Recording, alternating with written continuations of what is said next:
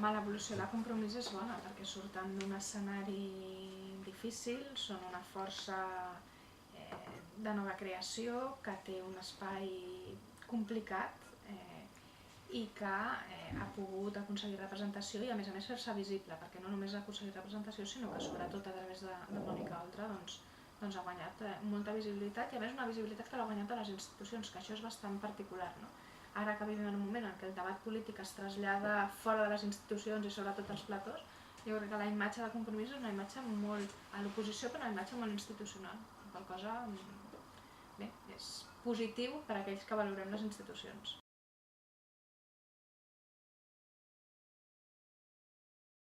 El perfil del votant de Compromís, doncs del que sabem, que tenim poca informació perquè les enquestes postelectorals que tenim són limitades perquè hi ha molt pocs casos, sabem que és un votant relativament jove, que és un votant amb un perfil d'esquerres, sabem que és un votant amb un perfil amb estudis universitaris, i per tant que és un perfil amb unes característiques distintives però que jo no m'atreviria a donar aquesta informació com a molt rellevant o com a molt definitiva perquè fins que no tinguem enquestes una miqueta més sofisticades o sobretot amb major nombre de casos doncs és complicat fer valoracions.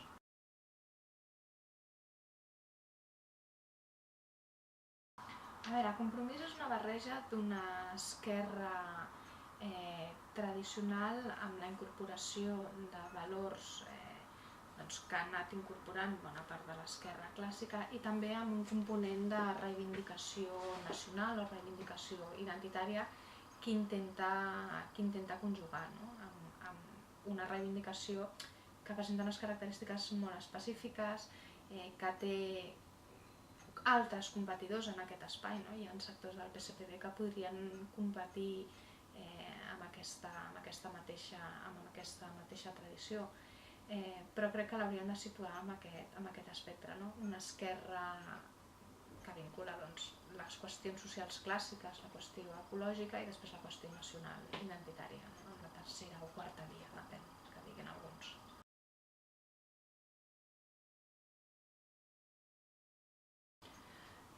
A veure, això els hi passa a molts... Izquierda Unida és molt similar, a Catalunya també tenim fenòmens similars, no? L'esquerra acostuma a ser molt plural, no? Aplega des de partits pròpiament d'esquerra tradicionals, però la major part d'aquests partits han anat incorporant des dels anys 80 totes les qüestions derivades del que en diem els nous moviments socials. La peculiaritat de Compromís és que a més ha afegit la qüestió nacional, però jo crec que és una qüestió bastant compartida per bona part dels integrants. La qüestió és en què es posa l'accent en cada moment i aquí és on hi haurà segurament les discrepàncies o les dificultats d'encaixar-ho perquè cada partit tindrà un eix prioritari. Ara sembla que Mònica Oltra té la capacitat de lideratge i per imposar en la seva persona el seu discurs, però clar, també hi ha altres dirigents que tenen un pes específic i que també poden fer trontollar o poden fer xirriar ulls dels electors la unitat del missatge. Aquest és el problema que pateixen totes les formacions que estan integrades per diversos actors, per diversos partits i amb els quals existeixen diversos dirigents i el cas de Compromís és un exemple molt clar de bicefàlia existent.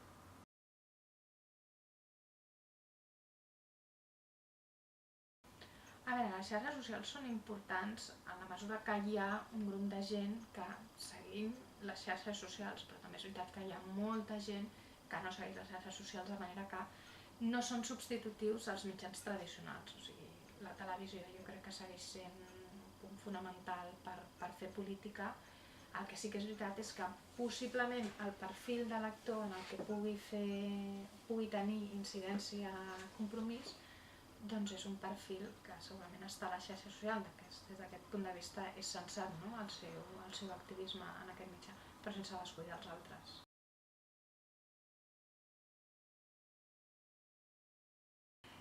Hi ha un element propi, que és la peculiaritat de la Comunitat Valenciana, de tots els casos de corrupció que hi ha hagut.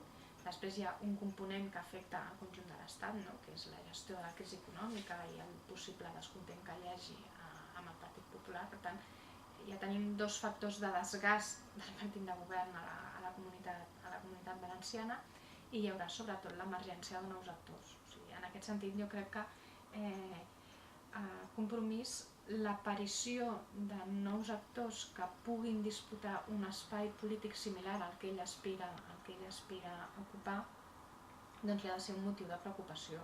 O sigui, segurament no s'ha de preocupar gaire per l'aparició de Ciutadans, però Podem segurament vol fer forat o vol veure del mateix espai del que veu Compromís, que no és altre que l'espai que està a l'esquerra del Partit Socialista o una part important de l'espai del Partit Socialista. De manera que una de les claus importants d'aquestes eleccions, ja no compto Esquerra Unida, malauradament, perquè sembla que no té moltes perspectives.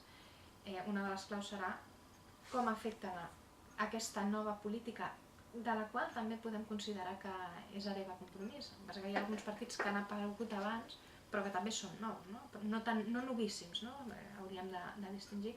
Una de les claus serà si la corrupció passa o no passa factura, si es castiga el partit de govern, i d'aquests nous actors polítics com es reparteixen el terreny de joc i fins a quin punt ho acusa el Partit Socialista.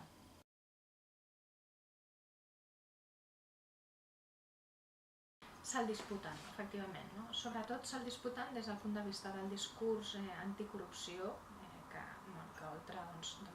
Compromís sempre, no tant d'anticorrupció però sí de regeneració, que n'han fet més bandera. La qüestió nacional ja ho veig una mica més complicat, perquè la posició de Podem en aquest cas és molt més ambivalent. Ben bé no se sap quina posició té, alguns dirigents en alguns territoris diuen unes coses, en altres tenen altres, però hi ha un espai que és l'espai, l'eix central de l'esquerra més renovadora, que sí que evidentment està en clara disputa. La principal diferència que jo trobo és de naturalesa organitzativa. O sigui, Compromís és un partit format per alguns partits que ja existien prèviament, que per tant tenen una implantació, tenen un pes en el territori, que Podem, de moment, no en tenim notícies, i a més tenen una altra estructura organitzativa molt diferent. I són importants els liderats, són importants les xarxes socials, però també és molt important acostar-se a la gent al territori. I en unes eleccions municipals aquest és un element que s'ha de tenir en compte. La gent que ha treballat, la gent que ha estat a prop del territori, la gent que ja ha tingut representació, doncs se li suposa un plus que aquells partits que parteixen del no-res i que no tenen una base, una implantació territorial. El que passa és que potser anem a models organitzatius d'aquesta manera, però de moment estan coexistint i fins ara ha sigut molt important l'existència d'organització.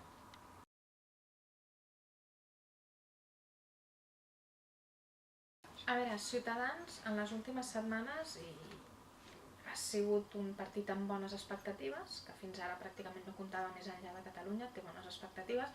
Aquestes bones expectatives s'han vist conformades a les eleccions andaluses, i és possible que amb aquest impuls, amb aquesta onada que està prenent, també pugui arribar a tenir una certa projecció a la comunitat valenciana, competint també amb UPyD, que no sé en quina situació ara, que canvia cada dia, no sabem exactament en quina situació està, no sé si són amics, si no són amics, el Toni Cantó i la Rosalía, no sé on estan avui. De manera que aquí podem trobar, hi ha un espai que és factible en el que pot créixer Ciutadans. Sí que és cert que la tendència que hi ha és a interpretar que el partit, que Ciutadans pot ser una crossa del Partit Popular,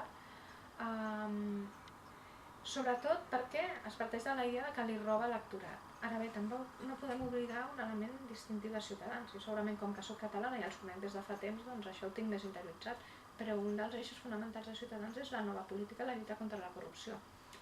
De manera que no veig tan clar aquesta assumpció que he sentit en diverses ocasions, segons la qual automàticament Ciutadans podria pactar amb el Partit Socialista, amb el Partit Popular, perquè clar, el PP a la comunitat valenciana és un dels partits més esquitxats per la corrupció. De manera que en aquest punt la discrepança és total, i se'm fa difícil pensar-ho.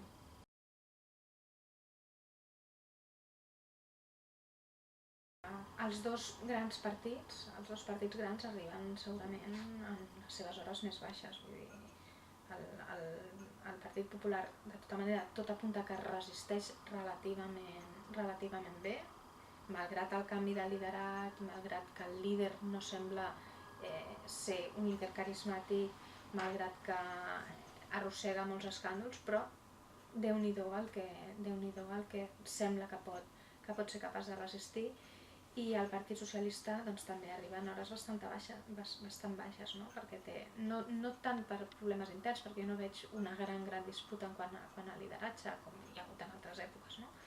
Però sí que evidentment està molt amenaçat. De fet, Compromís creix particularment en el moment en què el PSPB experimenta un retrocés, i si el PSPB ha tingut problemes organitzatius, ha tingut problemes d'implantació en els últims anys, ha anat perdent terreny, això és l'ambient propici perquè Podem o Compromís li guanyin terreny, de manera que els dos grans no arriben al seu millor moment i totes les enquestes apunten doncs, que tindran un retrocés. Esquerra Unida, segurament sigui, no ho sé, tot apunta que pugui ser el gran penalitzant, no, d'aquestes eleccions. I més ara, també hem de veure, no, quins nivells de fragmentació es donen i si són capaços aquests partits de superar les barreres electorals, perquè podria donar-se el cas que amb tanta fragmentació en aquest espai cap d'ells fos capaç de superar aquesta barrera tan alta, no? Aquesta barrera electoral del 5%, que és molt considerable. I, a priori, ell sempre el més perjudicat, no? Però està per veure. També és un partit que té una tradició, no? I que té una implantació. Hem de pensar que com que porta molts anys ja té també una certa implantació i això donaria algunes perspectives. Però a priori no són massa bones.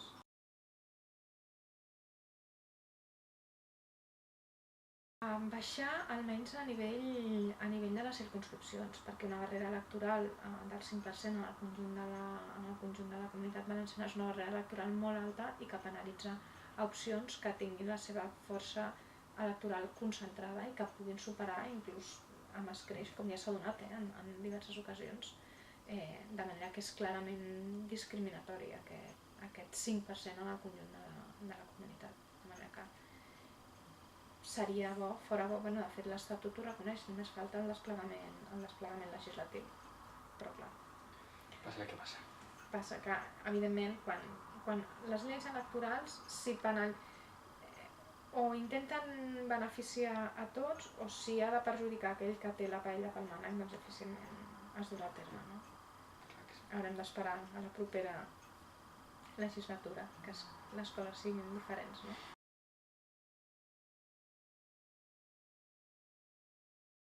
A veure, el comportament electoral dels valencians, a diferència del que ha passat en altres comunitats autònomes, no tenen un comportament electoral excessivament diferenciat del conjunt d'Espanya. És a dir, no tenen, quan analitzem comportament electoral, parlem de les Espanyes electorals, no? Per distingir que hi ha territoris que voten diferents al del conjunt. Normalment la Comunitat Valenciana ha tendit a votar de manera bastant similar, excepte en els últims anys en el que no s'ha produït, quan va guanyar Zapatero el 2004 el 2008, aquí no es produeix, i aquí hi ha hagut una hegemonia del Partit Popular. Però la tendència ha sigut bastant similar al conjunt electoral. No hi ha hagut un sistema de partits propi, com hi ha en altres comunitats, i la pauta de vot, amb algunes excepcions, ha sigut bastant similar a la del conjunt de l'Estat. I en alguna ocasió s'han avançat, fins i tot han estat l'avançadia del que ha passat a la resta de l'Estat.